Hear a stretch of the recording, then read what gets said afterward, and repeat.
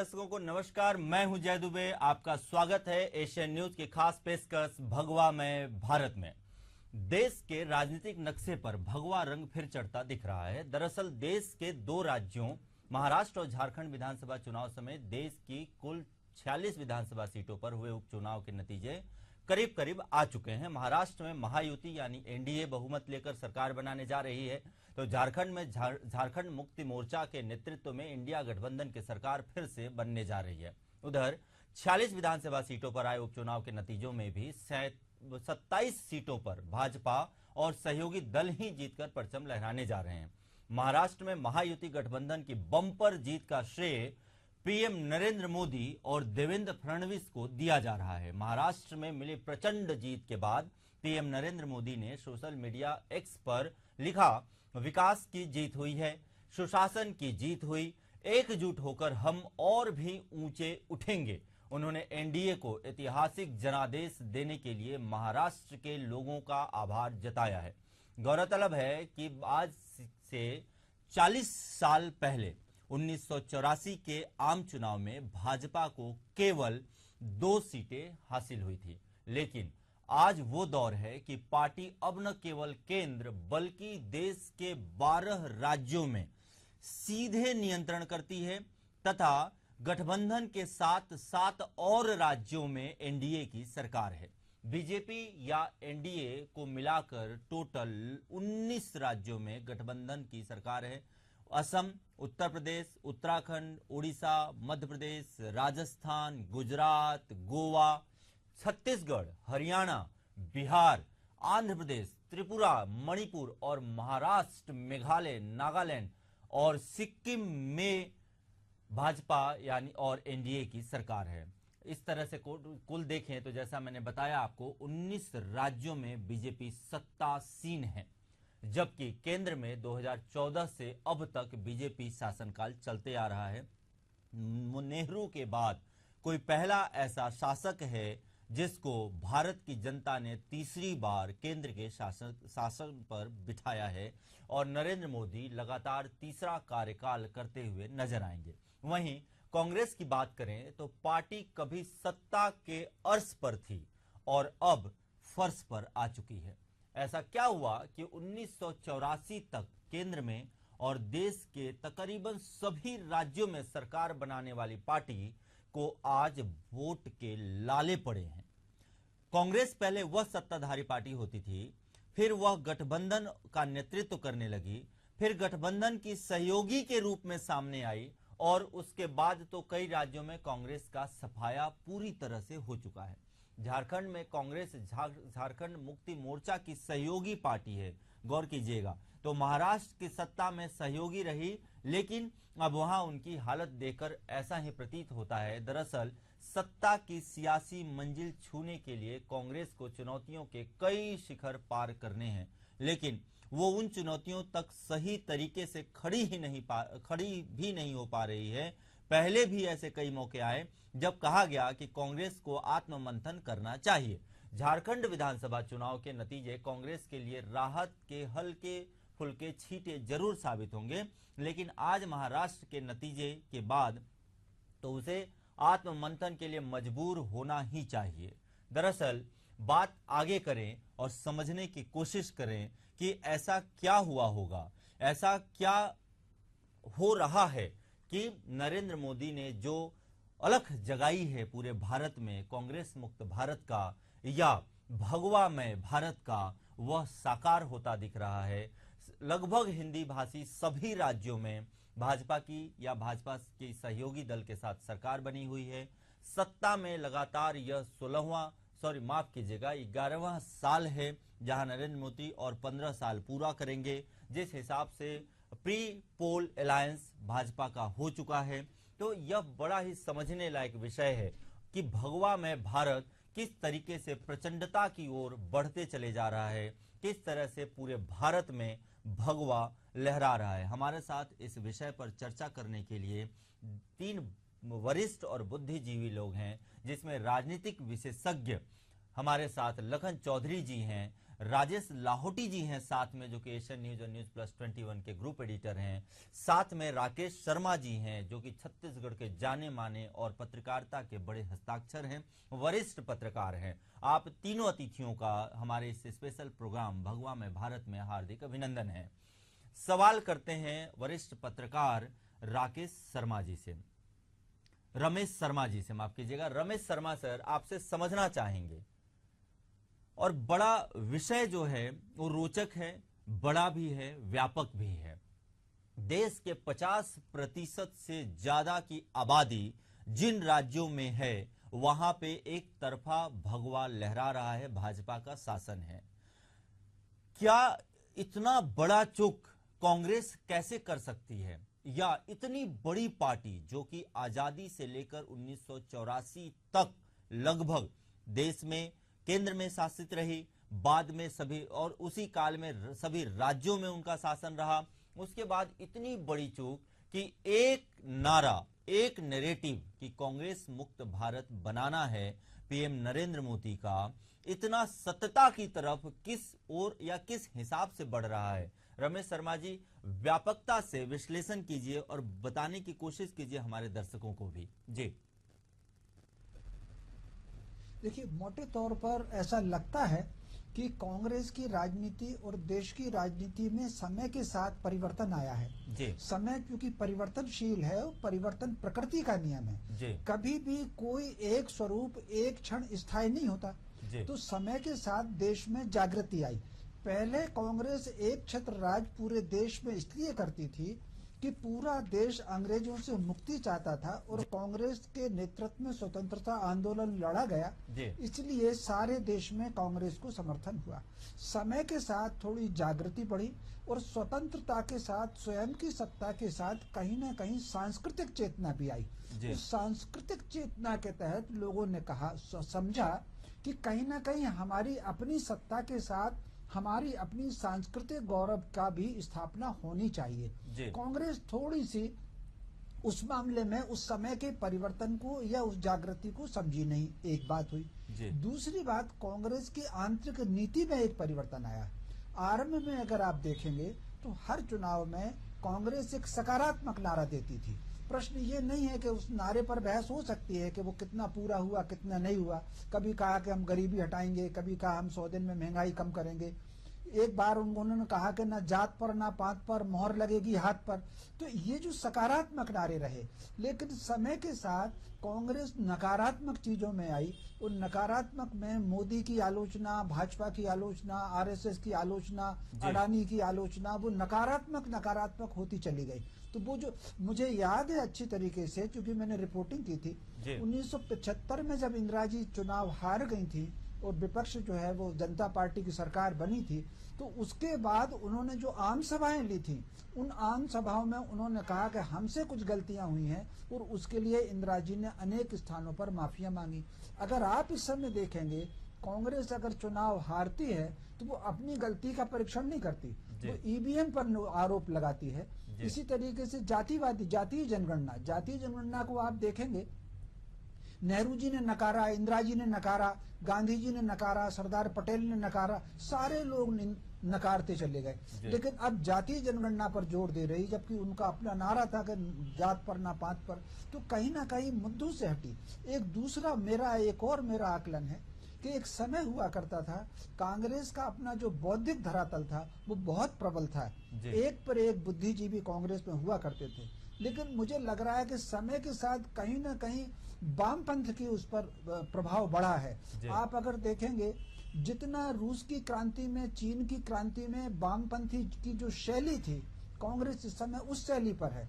अडानी को लेकर के बात कर रही है, पूंजी को लेकर के बात कर रही है। तो ये जो बात है, कहीं ना कहीं उसकी नीतियों में एक फर्क आया है। वहीं अगर भाजपा को देखेंगे तो भाजपा की जो ताकत बढ़ी है वो सकारात्मक नारों से ताकत बढ़ी है। जो बात कभी जात पर ना पात पर बात करती थी कांग्रेस, वही बिल्कुल उसी नारे को शब्द बदल करके भाजपा ने दिया कि एक रहेंगे तो नेक रहेंगे। तो मोटे तौर पर सकारात्मक राजनीति। एक दूसरा, मध्य प्रदेश ने देश भर के सारे राज्यों को एक अलग संदेश दिया वो जो लाडली बहना वाला योजना यहाँ हुई, जी। उसका नाम बदल करके सभी राज्य सरकारों ने उसका अनुसरण किया।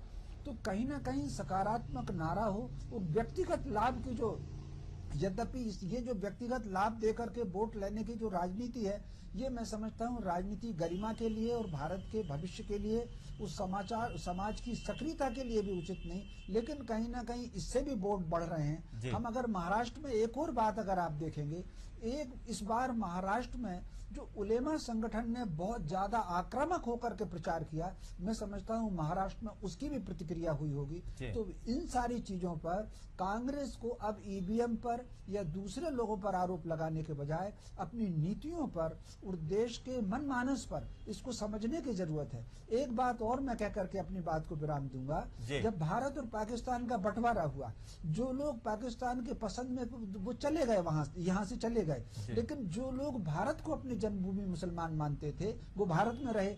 आखिर ऐसी क्या बात थी कि उनको बिल्कुल अलग, राष्ट्र की मूल धारा से अलग, उनको एक मुसलमान के रूप में ही रखा गया? तो कहीं ना कहीं अल्पसंख्यक बहुसंख्यक का ये मुद्दा आजकल प्रभावी होता है और पाकिस्तान के जो लोग यहाँ पर सक्रिय हैं वो मुसलमानों की उस भावुकता के साथ उठाते हैं और उनको एकजुट बनाए रखते हैं। तो कहीं ना कहीं एक राष्ट्र का जो भाव जगाना चाहिए था कांग्रेस को, कि भाई जिनको जाना था वो चले गए, कुछ जो भी संघर्ष था वो खत्म हो गया, बाकी अपनी जन्मभूमि को मान करके जो मुसलमान यहाँ रहे उनको अलग एक मुस्लिम वोट के रूप में उनको नहीं मान करके चलना चाहिए था, उनको भारत राष्ट्र की मूल धारा के रूप में मान करके चलना चाहिए था। ये जो चूक हुई उसके वजह से ये जो महाराष्ट्र में हमको देखने को मिला, कट्टरपंथी लोगों ने कहीं ना कहीं वो जो एग्रेसिवनेस दिखाई, उसकी कहीं ना कहीं प्रतिक्रिया महाराष्ट्र में दूसरे वोटर को भी हुई। ये चुनाव भारत के भविष्य के लिए, पूरे समाज के लिए, उस सारे राजनीतिक दलों के लिए बहुत चिंतनीय है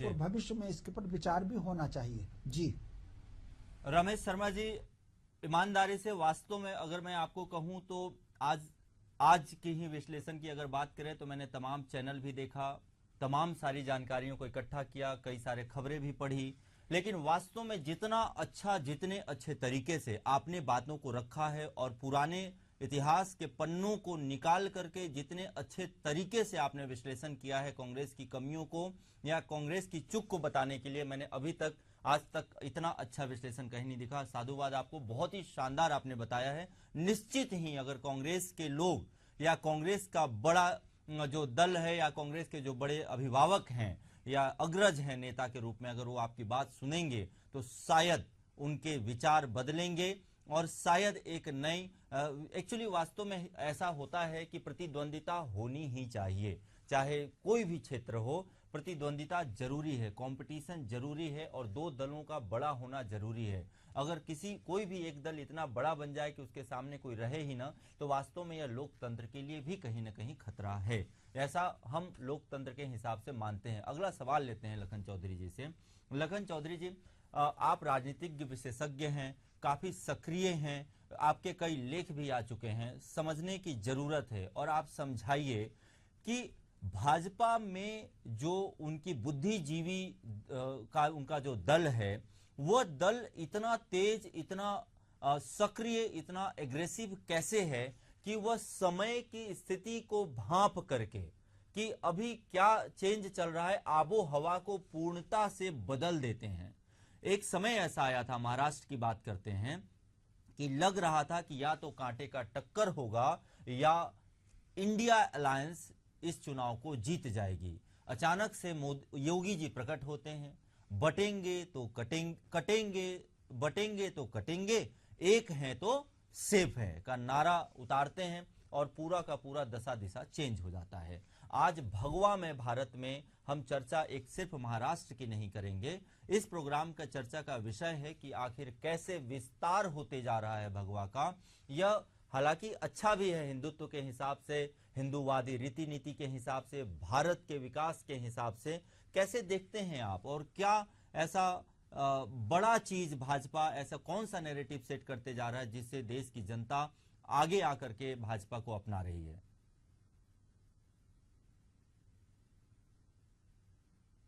जी सर, लखन चौधरी जी आप अनम्यूट कीजिए अपने आप को प्लीज। जी जी आ रही है आवाज? आ रही है, बिल्कुल आ रही है।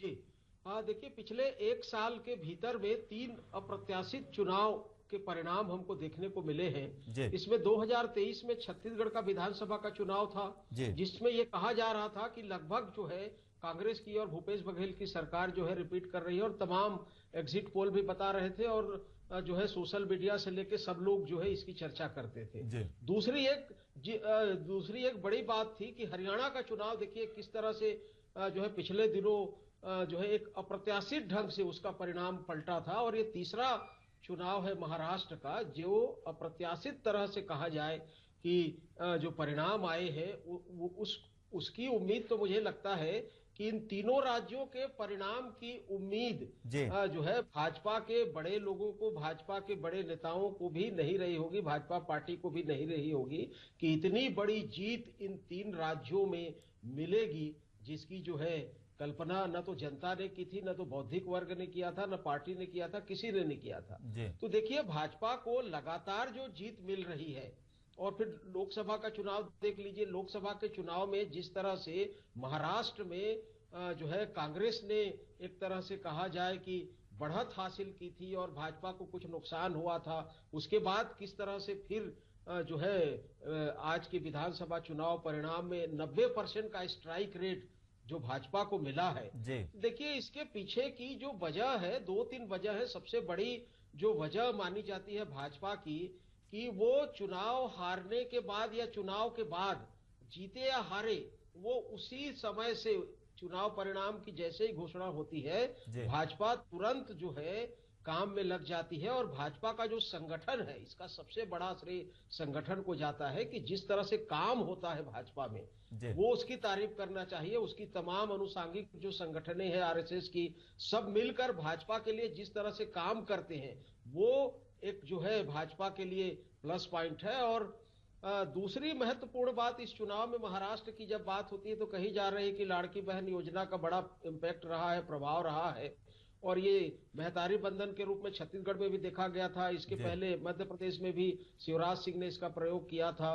फिर अभी जो है महाराष्ट्र में इसका सबसे बड़ा जो परिणाम आया है, जी तो महिलाओं का जो योगदान है, महिलाओं का जो विश्वास है भाजपा के प्रति, मोदी के प्रति, नेतृत्व के प्रति, भाजपा की जो सत्ता है उसके प्रति, वो भी एक बात हो रही है, और सब लोग इस बात को भी स्वीकार रहे हैं। लेकिन इसके साथ साथ मुझे लगता है कि तीसरी एक बड़ी बात भी है। देखिए, भाजपा में एक तो जो परिवारवाद को लेकर कांग्रेस का या विपक्ष का जो क्षेत्रीय संगठन है उनका लेकर मोदी हमेशा आक्रामक रहते हैं और भाजपा के लोग आक्रामक रहते हैं। तो मुझे लगता है कि देखिए, महाराष्ट्र में जिस तरह से परिवारवाद का भी मुद्दा, मुझे लगता है कि उद्धव ठाकरे, देखिए पिछले बार बाप बेटे मंत्रिमंडल में शामिल हो गए थे, जी उधर आप शरद पवार को देखिए कि बाप बेटी जो है पॉलिटिक्स में है। तो राजनीति में ये मायने भी अब लोगों में, जैसा कि रमेश शर्मा जी कह रहे थे, बहुत सारी बातों से मैं उनसे इत्तेफाक नहीं रखता था, लेकिन आज उनकी कुछ बातों से मैं इत्तेफाक भी रखता हूं जी कि देखिए, जनता अब इन चीजों को समझने लगी है जी कि आप परिवार को ही आगे बढ़ा रहे हैं। अब कांग्रेस में देखिए कि माँ और भाई बहन, मतलब 3 लोग अब संसद में रहेंगे, जी तो आप एक ही परिवार के लोगों को आगे बढ़ा रहे हैं। पार्टी आपकी जो है रसातल में जा रही है, उसके बाद भी पार्टी की चिंता नहीं है कांग्रेस के लोगों को। जी तो इस तरह की चीजें जो है, चाहे वो जो है क्षेत्रीय पार्टियों में भी उनके देख लीजिए, इंडिया गठबंधन की जो तमाम जो क्षेत्रीय पार्टियां हैं उनमें भी परिवारवाद है। जी तो पहले तो ये जब मोदी जी कहते थे या भाजपा कहती है तो लोगों को ये चीजें नहीं लगती थी, लेकिन अब मुझे लगता है लोग इस चीजों को भी देख रहे हैं कि परिवारवाद एक बड़ा मुद्दा जो है चुनाव में कहीं ना कहीं। और जो भाजपा को लगातार जीत मिल रही है उसके पीछे एक बड़ी वजह है कि भाजपा में इस तरह के बड़े परिवारवाद के उदाहरण कम देखने को मिलते हैं। 1-2 जगह है, ऐसा नहीं है कि सब जगह नहीं है, लेकिन बहुत कम है इस तरह के मामले। तो फिर महिलाओं का जिस तरह से विश्वास जो है।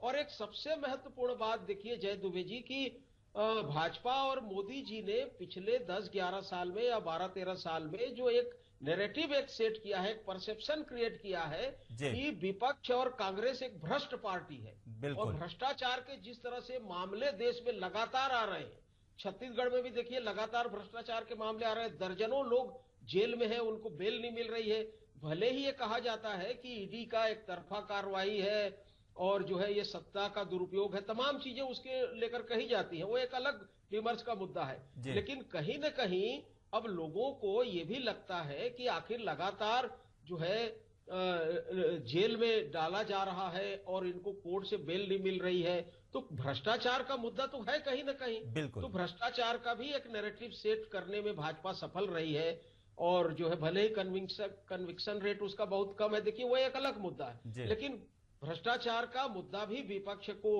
जो है आगे बढ़ने नहीं दे रहा है। और सबसे बड़ी बात, कांग्रेस की जो कमजोरी है, पिछले 10-11 साल से कांग्रेस का संगठन कहीं नहीं है, कई सालों से नहीं है, लेकिन लगातार 14 में हारने के बाद, फिर 19 में हारने के बाद, छत्तीसगढ़ में ही देख लीजिए कि 2023 में हारने के बाद भी लोकसभा चुनाव में एक सीट और हार गई, जो 2 से 1 में आ गई। तो संगठन आपका कहीं नहीं है, काम करने वाले कहीं नहीं है, लोग आपके कहीं नहीं है, जो सीनियर जो लीडर है उनमें ही आप आपस में गुटबाजी इतनी ज्यादा है। मैं भूपेश बघेल और सिंहदेव के बीच में लगातार ये बातें होती रहती हैं, तो एकजुटता का अभाव है, आपका संगठन कहीं नहीं है, आपके लोग नहीं है, कार्यकर्ता नहीं है, काम करने वाले नहीं है, तो तमाम चीजें जो है। और उसके बाद भी देखिए सबसे बड़ी बात कि कांग्रेस सबक नहीं लेती, कि कांग्रेस को ये बार बार कहा जाता है कि आपके संगठन की कमजोरी सबसे बड़ी वजह है कांग्रेस को जो है लगातार इस तरह की विफलता दिलाने की, लेकिन उसके बावजूद भी ये 2-3 दिन जो है हरकत में आते हैं, उसके बाद ज्यों का त्यों संगठन कहीं है ही नहीं धरातल पर, कार्यकर्ता कहीं है ही नहीं, इनके डोर टू डोर कैंपेनिंग करने वाले कोई है ही नहीं। तो ऐसे परिस्थिति में, ऐसे माहौल में जब आपके सामने मोदी जैसा, भाजपा जैसा एक विशाल जो है विपक्ष है कहें एक तरह से, या प्रतिद्वंदी है, और उसके सामने में आपको लड़ना है और आप संगठन की परवाह किए बगैर केवल राहुल गांधी या 2-4 लोग जो है केवल मीडिया में आकर बात करेंगे, प्रोपेगेंडा करेंगे, तो इससे भाजपा या मोदी से जीतना जो है नामुमकिन ही है, असंभव है। बिल्कुल बिल्कुल सही जा रहे हैं आप, बिल्कुल सही बातों पर आपने अपना पॉइंट रखा है। राजेश लाहौटी जी की तरफ चलते हैं। राजेश लाहौटी जी, जब जून में मोदी लोकसभा का चुनाव का रिजल्ट आया था, तो यह कहा जा रहा था कि शायद मोदी का जलवा अब उस हद तक बरकरार नहीं रहा, क्योंकि भाजपा अकेले दम पर बहुमत नहीं ला पाई थी। बेशक और कई लोगों ने कहा कि अब धीरे धीरे वापस से क्षेत्रीय दल या इंडिया गठबंधन वापस से प्रखर मुखर हो रही है और आगे आने वाले समय पे अपना वर्चस्व फिर से बना पाएगी। लेकिन जिस तरह से लोकसभा चुनाव के बाद जितने भी चुनाव हुए विधानसभा के, और जैसा उसमें मोदी का वापस से जादू चला या भाजपा ने अपना वापस से करिश्मा दिखाया, उससे तो यह साबित हो रहा है कि अभी आने वाले 10-15 और सालों तक अगर यही बरकरार रहा तो भगवा ऐसे ही लहराता रहेगा। क्या कहना चाहेंगे कि यह समीकरण कहां जा रहा है? देखिए, जहाँ तक नरेंद्र मोदी के जादू का मामला जो है, मतलब ये जादू की जो हम बात कर रहे हैं, वो जादू हम देख ही रहे हैं चुनाव में। हमने लोकसभा में भी देखा, इतनी सीटें आई है तो नरेंद्र मोदी जी के कारण ही आई है। और विधानसभाओं में भी जो हम चीजें देख रहे हैं, खासकर कि बाजी एकदम पलट रही है, हारी हुई बाजी जीती जा रही है, और मोदी की एक एक सभा का जो हम इम्पैक्ट देख रहे हैं या हमें नजर आ रहा है, और बाद में जिस तरह से वो वोटों में तब्दील हो रही है, तो ये जादू तो बरकरार है ही, और आगे भी नरेंद्र मोदी के कारण ही जो चीज़ें हैं वो वोटों में तब्दील होती रहेगी, हम आगे भी देखते रहेंगे। और एक बात और मैं कहना चाहूँगा कि जिस तरह से अभी वरिष्ठ पत्रकार रमेश शर्मा जी ने और लखन चौधरी जी ने अपनी बातें रखी और इतनी खूबसूरती से जो तथ्य बताए हैं, बिल्कुल, तो उन तथ्यों से भी साबित होता है कि प्रधानमंत्री नरेंद्र मोदी का जो जादू है वो आगे तक बरकरार रहेगा, क्योंकि उसके पीछे सबसे बड़ा कारण है कि बीजेपी अपनी गलतियों को स्वीकार करती है और आत्ममंथन भी तुरंत करती है और अगली बार उसको सुधारने की बात करती है। लेकिन कांग्रेस जो है, ना तो वो आत्ममंथन कर रही है और न ही अपनी गलतियों को मानकर उन्हें सुधारने की बात कर रही है। ये हमारे दोनों जो वक्ता हैं उन्होंने ये बात अभी कही भी है, रमेश शर्मा जी ने भी और लखन जी ने भी। तो ये इतनी खूबसूरती से कही हुई बातें हैं जिनको कांग्रेस ना तो कभी स्वीकार कर पाती है और न ही कभी उन्हें ये मान के चले कि आत्ममंथन के लिए लेकर आती है। तो मोदी जी का जहाँ तक हम मतलब सवाल है या हम जादू की बात करते हैं, तो वो हम देख ही रहे हैं, वो बरकरार है और आगे भी बरकरार रहेगा। समय बहुत कम बचा है। एक आखिरी सवाल, एक आखिरी सवाल कंक्लूजन के तौर पे लेते हैं। रमेश शर्मा जी से सवाल लेता हूं। रमेश शर्मा जी, क्या लगता है आने वाले समय पे बिहार में चुनाव है, दिल्ली में चुनाव है, जो विधानसभा के कुछ और चुनाव है, तो उसमें बचा खुचा जो भाजपा की कसर रह जा रही है वो पूरी हो जाएगी? देखिए, मोटे तौर पर अभी बिहार के बारे में तो नहीं कहा जा सकता, क्योंकि बिहार के जो मनोविज्ञान है वो महाराष्ट्र का मनोविज्ञान है, इन दोनों में फर्क आता है। तो फिर इस बात पर बहुत निर्भर करेगा कि नीतीश जी के कार्यकर्ता और नीतीश जी की पार्टी और भाजपा में कितनी तालमेल रहता है। आप महाराष्ट्र में अगर देखेंगे तो एकनाथ शिंदे और भाजपा बिल्कुल एक साथ होकर के लड़े थे। हालांकि अजीत चौधरी थोड़े से दाएं बाएं दिखे तो उसका परिणाम उन तीनों के रिजल्ट में बराबर दिख रहा है। तो कहीं ना कहीं एकजुटता पर बहुत कुछ निर्भर करेगा बिहार का चुनाव। अभी आज अपन उस पर कुछ नहीं कह सकते। जी लखन चौधरी जी से लेकर चलते हैं। अभी 19 राज्यों में लगभग 65% आबादी पर, भारत के 65% आबादी पर भाजपा का शासन है, भगवा का शासन है। आने वाले समय पे क्या लगता है आपको, यह 19 राज्य का 25 राज्य हो जाएगा? बिल्कुल हो सकता है। देखिए, जिस तरह से मेहनत करते हैं भाजपा के लोग, उनके कार्यकर्ता से लेकर टॉप टू बॉटम जिसको हम कहते हैं कि, और मेहनत का देखिए कोई विकल्प नहीं है। हम विद्यार्थियों को भी समझाते हैं कि बेटा शॉर्टकट जो है रास्ता नहीं है, आप पूरे सिलेबस को पढ़िए। तो यही बात यहाँ भाजपा हर बात को टिक करती है, हर चीज को, हर मैटर को, हर पर्सपेक्टिव को, हर नैरेटिव को टच करती है और मेहनत है, दिन रात मेहनत कर रहे हैं, तो उसका परिणाम मिल रहा है। जबकि कांग्रेस दूसरी ओर जो है शॉर्टकट रास्ता अपनाती है, केवल सोशल मीडिया में आके बयानबाजी तक सिमट जाते हैं और न ही उनका कहीं पर संगठन है, न कोई आइडियोलॉजी है और न ही कोई नेताओं में एकजुटता है। तो बिल्कुल। एक सवाल ले लेते हैं लाहौटी जी से। लाहौटी जी, दक्षिण बड़ा कांटा बना हुआ है, पूरा दक्षिण बड़ा कांटा बना हुआ है, कैसे घुसेगी भाजपा वहां पर? दक्षिण अपने आप में एक तिलस्म है और वो हमेशा से, जब तक हम अगर देखें तो अगर इतिहास में जाते हैं तो वो पूरी तरह से वहाँ के क्षेत्रीय दलों के कब्जे में ही रहा है पूरी तरह से दक्षिण। अब दक्षिण में से भी अगर हमें कर्नाटक को हटाएं तो भाजपा और बाकी जो अपने कांग्रेस है, ये दोनों प्रभावी रही हैं वहाँ पे, और जो छोटे मोटे दल है वो एक अलग रहा है। इधर अपन इसकी तरफ आ जाते हैं, आंध्रा की तरफ, तो आंध्रा का थोड़ा सा अलग हिसाब किताब रहा है। लेकिन इससे पहले जबकि वो इसके तेलुगु देशम के पक्ष में आई है, जो क्षेत्रीय पार्टी रही है, उसके पहले वो जो थे मेरे ख्याल से नहीं टीडीपी के पक्ष, उसमें कब्जे में तो अभी आई है। उससे पहले जो कांग्रेस के जो बड़े नेता थे, उनके बेटे की उसमें पार्टी में थे, उसके कब्जे में थी आंध्र प्रदेश के पूरा जो पॉलिटिकल सिनेरियो था। अब अगर हम इधर आते हैं तमिलनाडु और केरल और इसके बाद जो आसपास के भी राज्यों में, तो वहाँ स्थिति बिल्कुल पूरी तरह से क्षेत्रीय पार्टियों के लिए ही है। वहाँ भाजपा और कांग्रेस के लिए इतना स्कोप फिलहाल अभी तो नहीं है। कांग्रेस पहले जरूर प्रभावी रही है, अब भाजपा जरूर क्षेत्रीय पार्टियों के सहारे घुसपैठ की तैयारी कर रही है। जी, कहीं ना कहीं मिला जुला के ऐसा भी है कि भाजपा को अगर वहां पे घुसना है तो भाजपा को वहीं से किसी को उठाना होगा और वहां का स्टार बनाना होगा, तभी भाजपा वहां पे शायद घुस सकती। जैसे बीच में बातें चल रही थी कि रजनीकांत शायद भाजपा में शामिल हों। ओवरऑल आप तीनों मेहमानों का, आप तीनों ने जिस खूबसूरती से आज अपनी बातों को रखा और भगवा में भारत होने पर भाजपा की जिस तरह से काम की आपने चर्चा की और कांग्रेसी के नाकामी की चर्चा की, काबिले तारीफ थी। आपने बहुत अच्छे ढंग से, सुसज्जित और व्यवस्थित ढंग से बताया, इसलिए आप तीनों का बहुत बहुत दिल से धन्यवाद एशियन न्यूज की तरफ से। अब मैं आपको बताना चाहूंगा हमारे सभी दर्शकों को और सभी भारतवासियों को, वास्तव में भारत के रग रग में राम है, वास्तव में भारत के हर जगह हर कोने में हिंदुत्व है। सही तरीके से या सही मायने में देखा जाए तो भाजपा ने नब्ज को पकड़ा है, नब्ज को टटोला है। जैसे जैसे शिक्षा का विस्तार हो रहा है, जैसे जैसे संस्कृति का विस्तार हो रहा है, जैसे जैसे आत्म मंथन हो रहा है, आज के डेट में हर बच्चा, हर व्यक्ति यह समझने लायक है और समझने में काबिल है कि हमारे लिए क्या अच्छा है और क्या बुरा है।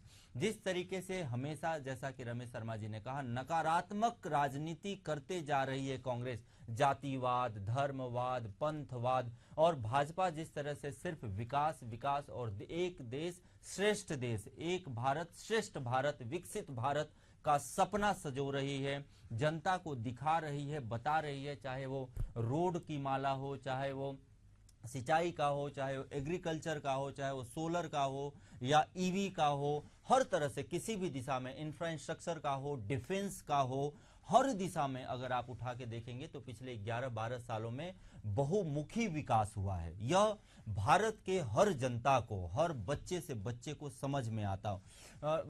आप और एक बात करेंगे, उत्तर प्रदेश जो हमेशा से गुंडागर्दी के लिए जाना जाता था, उत्तर प्रदेश में जिस तरह से सुशासन चल रहा है, जिस तरह से क्राइम कंट्रोल हुआ है, यह भी काबिले तारीफ है। बिहार में भी जिस तरह से अब विकास हो रहा है, यह काबिले तारीफ है। तो कहीं ना कहीं भारत का हर नागरिक, हर बच्चा आज के डेट में शिक्षित है, समझदार है, उसको पता है कि नकारात्मक क्या होता है और सकारात्मक क्या होता है। और भारत के हर बच्चे को पता है कि उसके लिए कौन अच्छा कर सकता है, इसमें कहीं कोई दो राय नहीं है। बात होती है महंगाई की, बेरोजगारी की, तो जिस हिसाब से जनसंख्या का दर बढ़ रहा है उस हिसाब से बेरोजगारी का बढ़ना भी लाजमी है। बेरोजगारी कम करना है तो जनसंख्या को कम करना होगा, जनसंख्या नियंत्रण उन्मूलन कानून लाना होगा। तो यह बहुत बड़ी बात थी जो कि आपको एशियन न्यूज की तरफ से हमने आपको समझाने की कोशिश की कि आखिर भगवा में भारत कैसे हो रहा है और क्यों हो रहा है। आने वाले समय पे यह देखने वाला विषय होगा,